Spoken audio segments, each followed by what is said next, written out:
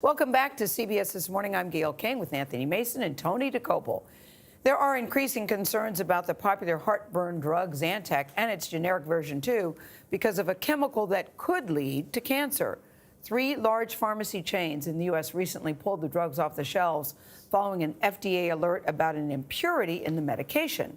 Now, Zantac is used by about 2 million Americans every year. Dr. John LaPook recently spoke to 2 groups of researchers who suspect the problem could be serious for consumers.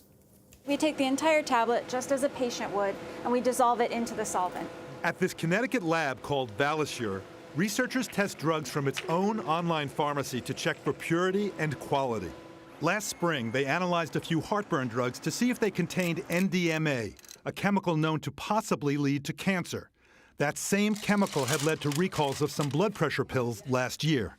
So we're going to crush this into a One homogeneous medication powder. stood out, Zantac and its generic version, ranitidine. It had levels of NDMA higher than considered acceptable. Valisure CEO David Light. The active ingredient in Zantac appears to us to be a fundamentally unstable molecule. Light reported to the FDA his suspicion that the problem is not just an impurity, but what could happen to the pill inside the body.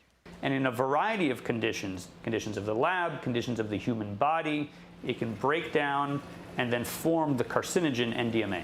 You're saying the ranitidine itself can break down and form NDMA. Correct. That possibility, that ranitidine could be converted into NDMA inside the body, was suggested 3 years ago in research published by William Mitch, a professor at Stanford University. In a small study, 10 volunteers were given a tablet of Zantac and their urine was tested. NDMA levels were more than 400 times greater than what the FDA considers acceptable. The results held up when adjusted for updated FDA testing guidelines for NDMA in ranitidine. We weren't expecting to see NDMA itself forming through conversion in the body. So what was the implication to you when you saw that there was so much NDMA in the urine? The implication was that there was a potential cancer risk. 3 months after Valisure first alerted the FDA to its findings, the agency issued a safety alert, saying its own testing found low levels of NDMA in ranitidine. It is now calling even those levels unacceptable. The agency told CBS News it is now investigating what happens to ranitidine inside the body after it's exposed to stomach acid. What do you think happens going forward now? What would you like to see happen? So what we've been petitioning for is for the complete recall of all ranitidine products. Brand, generic, doesn't matter who made it or what lot number it is. Zantac's maker Sanofi told CBS News that the Mitch study has limitations. The company also said it is working with the FDA and doing its own robust testing. While Zantac is still being sold, some generic makers have issued voluntary recalls. John, if they're calling for a complete recall here, should people stop taking these drugs? Well, the problem here is there's so many questions that are unanswered. We do not know the answer to that, but I can tell you that Memorial Sloan Kettering, which is a top cancer research center in the world, has pulled ranitidine, which is the generic form of Zantac, from its pharmacy.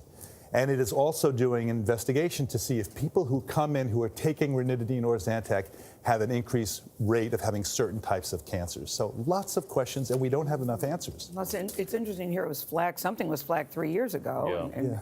We're still Why didn't somebody see that? It was basically missed, John, is what you're saying. Well, nobody saw it, or maybe they saw it and then they didn't act on it. So there are still so many questions. I know it's disquieting for people to not have, here's what you're supposed to do. Yes. We always fall back on, look, speak to your clinician and talk about the possible alternatives there are if that's something that you want to consider. There are lots of alternatives to Zantac and ranitidine. All right, John, thank you very much.